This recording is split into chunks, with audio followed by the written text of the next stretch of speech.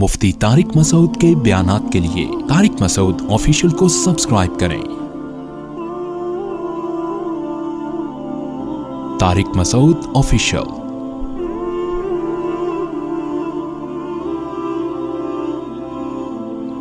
देखो, शरीयत में है किसी को जानी कह दिया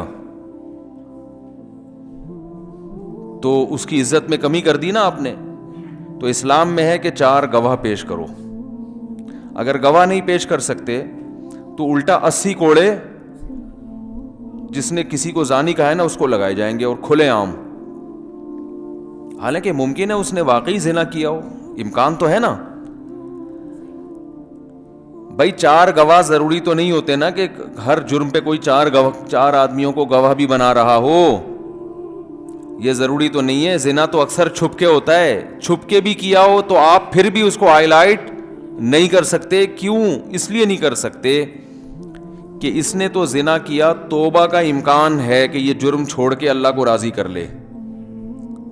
लेकिन अगर पब्लिक के सामने ये जुर्म आ गया तो पब्लिक कभी मुआफ नहीं करेगी, कहेगी है तो वही ना, है तो वही, सारी जिंदगी ताना उसके साथ लाहिक हो गया। तो इसलिए इस्लाम ने कहा कि 4 गवाह अगर तुम्हारे पास मौजूद नहीं हैं तो कतई नज़र इससे कि इसने जिना किया है कि नहीं किया, तुम्हें पेट में क्यों मरोड़ हो रहा है? तुम्हें इसके सामने लोगों के सामने इसको जलील करने का किसने राइट दिया?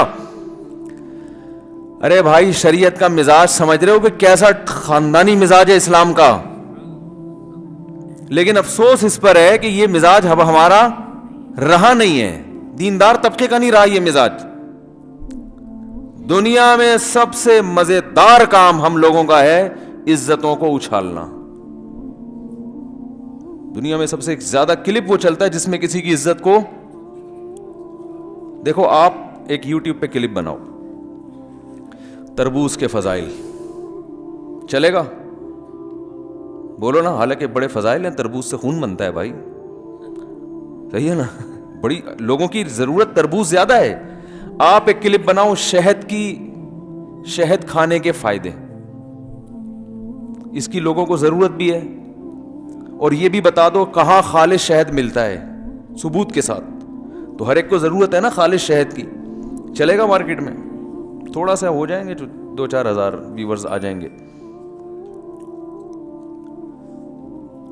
आप एक क्लिप बनाओ, उसमें टमाटर के फायदे लिख दो ठीक है ना? तो यानी ज्यादा नहीं चलेगा। लेकिन आप एक क्लिप बनाओ, किसी इज्जतदार आदमी की इज्जत को उसमें उछाला गया हो, फला काम करते हुए पकड़ा गया, काम नहीं बताओ उसमें, फला हजरत फला दामत बरकातुम, या फला अदाकार, या फला कोई सियासतदान, या फला वजीर आजम, या फला कोई सरबरा, कोई भी जिसकी इज्जत हो, क्योंकि बेइज्जती में उसी का मजा आता है जिसकी पहले से इज्जत हो ना। अरे भाई, वो आदमी जो महल्ले में गया था और कह रहा था शुक्र है मेरी इज्जत नहीं है, वो इसी वजह से तो ना कि इज्जत होती तो बेइज्जती होती ना। कोई मशहूर आदमी जिसकी इज्जत हो उसकी बेइज्जती पे क्लिप बना दो तो आपका मरा हुआ चैनल भी जान पड़ जाएगी उसमें। ऐसा चैनल जिसको कोई लिफ्ट नहीं कराता था, ठीक है ना, लोगों को पता ही चलेगा उससे कि ये है। समझ रहे हैं कि नहीं समझ रहे? फला को मैंने फला काम करते हुए पकड़ा गया, काम नहीं बताओ, फिर हज करते हुए पकड़ा गया, नीचे क्लिप में ये हो कि हज करते हुए, ठीक है ना, या चोर को पकड़ते हुए पकड़ा गया। काम अच्छा हो बेशक, लेकिन सिर्फ नाम ही काफी है। कंपनियों में लिखा होता है ना सिर्फ, भाई कंपनी कहती है हमारा नाम ऐसा है कि नाम देख के लोग चीज खरीदते हैं, ऐसा हमने मयार बना लिया है। तो किसी की इज्जत को उछालने का लेबल ही काफी है, अंदर बेशक इज्जत ना उछाली गई हो, यह जरूरी नाम ही काफी है। तो एक तरफ इस्लाम ये कह रहा है कि जिना किया हो, इससे बड़ा कोई जुर्म और इज्जत को खत्म करने वाली चीज है? इतनी बड़ी सजा है जिना पर, इस्लाम को ये इतना बड़ा जुर्म लगता है कि कंवारा करे तो 100 कोड़े चौक में मारे जाएं उसको, और शादीशुदा करे तो رجم کیا جائے, پتھروں سے مار کے ہلاک کیا جائے. اتنا بڑا جرم, اللہ کو اتنی نفرت ہے. تبھی کسی پیغمبر کے نسب میں نا آدم علیہ السلام تک مشرک مرد بھی گزرے ہیں, مشرک عورتیں بھی گزری ہیں انبیاء کے نسب میں, لیکن نہ کوئی زانی مرد گزرا نہ کوئی زانی عورت, تاکہ پیغمبروں کے نسب محفوظ ہو. حدیث میں آتا ہے وَلِدْتُ مِن نِکَاحِ اللَّا مِن صِفَاحٍ, آدم سے لے کے آج تک میرے نسب میں نہ کوئی زانی عورت گزری نہ کوئی زانی مرد. پیغمبر کی بیویاں, پیغمبر کی مائیں, نانیاں, دادیاں, آدم علیہ السلام تک یہ نسب ان کا پاک ہوتا ہے, ان میں کوئی زنا نہیں کرتا. حالانکہ غیر مسلم گزرتے ہیں ان میں, ابراہیم علیہ السلام کی اولاد میں غیر مسلم بھی پیدا ہوئے ہیں. تو اتنا غلط, یعنی اللہ کو یہ اتنا بڑا جرم لگتا ہے کہ اس سے نسب خراب ہو جاتا ہے. تو میں یہ عرض کر رہا تھا کہ اسلام میں عزت کی حفاظت کی کتنی ویلیو ہے کہ کسی کو زنا کرتے ہوئے اپنی آنکھوں سے بھی دیکھا تو اسلام میں حکم یہ ہے کہ اس پہ پردہ ڈال دیا جائے, اس کو ہائی لائٹ کرنے کی اجازت نہیں ہے. اگر آپ نے کر دی تو اسلام کہتا ہے 4 گواہ لے کر آؤ. اگر آپ 4 گواہ نہیں لائے تو چترول الٹے آپ کے لگیں گے, حالانکہ امکان ہے کہ آپ سچ بول رہے ہوں. تو اب جرم کس بات کا ہے بھائی؟ جرم یہ ہے, ایک اشکال کا جواب دے کے پھر میں بات چلتا ہوں. ایک اشکال یہ ہوتا ہے کہ پھر 4 گواہ بھی نہ لے کے آؤ. بھائی 4 گواہ لا کے تو اور ذلیل کر دو گے نا. ارے پھر اسلام یہ کہتا ہے 4 گواہ ہوں تو بھی گواہی دینے کی ضرورت نہیں ہے, پردہ ڈال دو, یہی کہتا ہے نا. تو یہ کیوں کہا کہ 4 گواہ ہوں تو پھر مقدمہ لے جا سکتے ہو؟ یہ اس لیے کہا ہے کہ معاشرے سے جرم کو ختم بھی تو کرنا ہے نا. کیا خیال ہے بھائی؟ اس میں ایک دوسری حکمت ہے کہ اگر اس طرح سے لوگ کرنا شروع کر دیں اور گواہ بھی ہوں اور سزا نہ ملے تو یہ جرم پھیلے گا. اس لیے جرم کی روک تھام کے لیے حکم ہے کہ 4 گواہ, کیونکہ 4 گواہوں پر سزا مل سکتی ہے مجرم کو, 4 گواہوں سے کم پہ سزا نہیں مل سکتی. تو 4 گواہ ہوں تو گواہی کی اجازت ہے, مقدمہ کرنے کی اجازت ہے. اگر گواہ نہیں ہے تو اس لیے اجازت نہیں ہے کہ 3 گواہوں سے سزا ثابت نہیں ہوتی. تو اب چونکہ سزا تو مل نہیں سکتی, تو اب سوائے اس کو ذلیل کرنے کے آپ کا اور کوئی ارادہ نہیں ہے. تو کسی کے جرم کو اس کو ذلیل کرنے کے لیے ہائی لائٹ کرنا, اس کی اسلام میں اجازت نہیں ہے. سمجھا پا رہا ہوں اپنی بات؟ تو یہ اجازت نہیں ہے. دیکھو مرد اگر بیوی پہ تہمت لگاتا ہے یہ زانیہ ہے, تو یہ آسان نہیں ہے اسلام میں تہمت لگانا, اپنی بیوی کو یہ کہہ دینا بدکار ہے, یہ آسان نہیں ہے. صحابی آئے, عرض کیا یا رسول اللہ میں نے بیوی کو زنا کرتے ہوئے دیکھا ہے. آپ نے فرمایا 4 گواہ لاؤ ورنہ الٹا تمہارے کوڑے لگیں گے. اب آپ اندازہ لگاؤ, انہوں نے فرمایا یا رسول اللہ میں کہاں سے لاؤں 4 گواہ؟ تو پھر حکم ہوا لعان, ایسا ہی نہیں قبول کیا جائے گا, 4 قسمیں اٹھاؤ. قرآن میں اللہ نے بیان کیا کہ لعنت اللہ علیہ ان کان من الکاذبین, اگر میں جھوٹ بول رہا ہوں تو مجھ پر اللہ کی لعنت. اور 4 دفعہ یہ قسمیں اٹھائے, اور اسی طرح عورت بھی قسمیں اٹھائے. والخامسۃ ان غضب اللہ علیہا ان کان من الصادقین, اگر میرا میاں سچ بول رہا ہے تو مجھ پر اللہ کا غضب ہو. تو یہ قسمیں یہ بھی اٹھائے, 5 قسمیں اور 5 وہ بھی. اٹھانے کے بعد بھائی دونوں نے اٹھا لی ہیں, اس نے بھی اور اس نے بھی, تو ہمیں نہیں پتا کہ کون سچ بول رہا ہے. تو اب یہاں آنے کے بعد یہ ہوگا کہ اسلام یہ حکم دیتا ہے کہ اب یہ دونوں اکٹھے نہیں رہ سکتے, ان کا نکاح ختم ہوگا.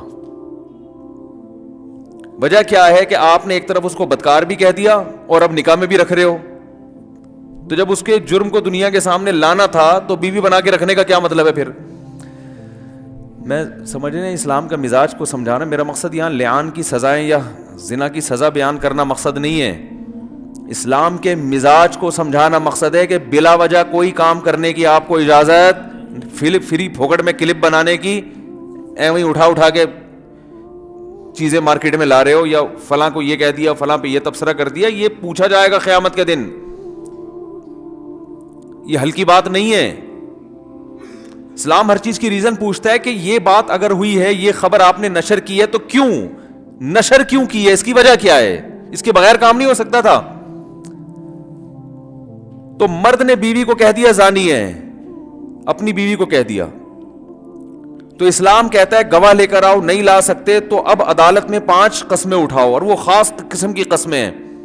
اٹھانے کے بعد اگر آپ نہیں اٹھاتے تو چترول لگیں گے آپ کے. آپ کو اچھا میں نے ویسے ہی کہہ دیا تھا, اب میں عدالت میں نہیں جا رہا. میں تو بھائی کہا کیوں, زبان سے نکالا کیوں, اب نکالا ہے تو بھگتنا پڑے گا, جانا پڑے گا, عدالت میں کیس کرنا پڑے گا, قسمیں اٹھانی پڑیں گی. بولا کیوں آپ نے, ریورس نہیں ہے اس میں. ہمارے یہاں بیٹھ کے تبصرے, پھر اچھا وہ سوری ویسے ہی کہہ دیا تھا, وہ بات تو آگ تو لگ گئی نا بھائی. ایسے ہی چل رہا ہے نا, فلاں کو الزام لگا دیا, فلاں پہ فحاشی کی تہمت لگا دی, فلاں کو چور کہہ دیا, فلاں کو جناب وہ خیانت خائن کہہ دیا, تو وہ چل رہا ہے سب. تبصرے آپ دیکھو سوشل میڈیا پہ کیا ہو رہے ہیں. تو اسلام کہہ رہا ہے بھائی اپنی بیوی کو زانی کہا, اب ریورس کا چانس ختم. اب اس پروسیس کو آگے تک پہنچانا ہے, بولنے سے پہلے سوچو. اب قسمیں اٹھا, اب آدمی قسمیں اٹھاتے ہوئے ڈر رہا ہے کہ یار اللہ کی لعنت اور اللہ کا غضب ہے بھائی. تو نہیں کرے گا تو بیوی کو اختیار ہے کہ اس کو چوک میں لے جا کے کوڑے لگوا دے کہ اس نے تمہاری عزت کا جنازہ نکالا ہے. تو اب اس پورے پروسیس سے گزرنا پڑے گا, اور پورے پروسیس سے گزرنے کے بعد عورت قسمیں اٹھائے گی. اگر وہ نہیں اٹھاتی, اقرار کر لیتی ہے زنا کیا ہے, تو اس کو پھر حد جاری ہوگی, رجم کیا جائے گا. پھر شوہر یہ کہے نہیں بھائی میں پتھر سے تو مارنا نہیں چاہتا تھا اس کو, بس اس نے زنا کیا, میں تو ویسے ہی. تو بھائی پھر جب آپ کو پتا ہے کہ زنا کی سزا جب ثابت ہو گیا, تو پھر تو پتھر سے مارا جائے گا اس کو. پھر آپ بھی ریورس نہیں ہو سکتے. یعنی جو بھی ریورس ہوگا نا, چترول اس کے لگیں گے. ٹھیک ہے نا, سمجھ رہے ہیں الفاظ کی کتنی ویلیو ہے شریعت میں. یہ تو ملک میں قانون نہیں ہے اسلامی جس سے کوئی بھی اٹھ کے, یہ جو اداکارہ ہیں آج کل وہ جو ہے نا سیلفیاں لے لے کے دوسرے کو بدنام کر رہی ہیں, اور جو ہے نا راز فاش کر رہی ہیں, تو گناہوں پہ راز تو فاش ہو رہے ہیں, لیکن اسلام سب سے پہلے ان کو چترول لگانے کا حکم دیتا ہے. صحیح ہے نا, سب سے پہلے کیا حکم دیتا ہے, پہلے ان کے لگیں گے چترول. کہ ان کو کس نے اجازت دی ہے کہ جا کے لوگوں کو گناہ پہ اکسائیں, پھر ان کے گناہوں کے جو لمحات ہیں ان کو کیمرہ بند بھی کریں, اور پھر دنیا کے سامنے لے کر بھی آئیں. تو پہلے تو یہ مجرم ہے, اس کے بعد پھر دوسرے درجے میں کوئی اور مجرم ہوگا. تو اسلام نے کیا کہا کہ بھئی تہمت لگی ہے تو وہ لعان ہوگا, وہ بھی قسمیں یہ بھی قسمیں, دونوں نے اٹھا لی. اب قاضی کو تو نہیں پتا چل رہا کون سچ ہے کون غلط ہے, تو کیس تو بری ہو گیا, لیکن شوہر کو حکم دیا جائے گا بیوی کو طلاق دو. نہیں دیتا تو عدالت خود نکاح کو ختم کرے گی. ایک صورت میں بیوی کو واپس رکھ سکتے ہو کہ اپنا الزام واپس لے لو. بات آ رہی ہے سمجھ میں, کہ بھئی میں نے جھوٹی تہمت لگائی تھی, لیکن وہ الزام واپس لوگے تو اس کا مطلب آپ نے اپنے جھوٹا ہونے کا اقرار کیا, 80 کوڑے اب آپ کے لگیں گے کہ جھوٹ بولا کیوں تھا. تو اتنا ایک آسان تھوڑی ہے کہ کچھ بھی پھینکتے رہو مارکیٹ میں. ٹھیک ہے نا, کچھ بھی بولتے رہو. چھوٹی موٹی غلطیاں تو ہر ایک سے ہوتی ہیں, ان پہ تو معذرت بھی ہے. آج کل بڑی بڑی غلطیاں ہو رہی ہیں, عزتیں اچھالی جا رہی ہیں, ذلیل کیا جا رہا ہے. تو پھر اسلام حکم دے گا بھائی ان کے درمیان علیحدگی. بچہ اگر پیدا ہو گیا اس سے, تو نسب باپ سے نہیں چلے گا, اس کا نسب ماں سے چلے گا. تو اس سے صاف پتہ چلتا ہے بھائی اسلام میں عزت کی بہت ویلیو ہے. کسی کی عزت کا جنازہ نکالنے سے پہلے آپ کو 100 دفعہ سوچنا پڑے گا. اس لیے پردہ ڈالنے کا حکم, چھپاؤ.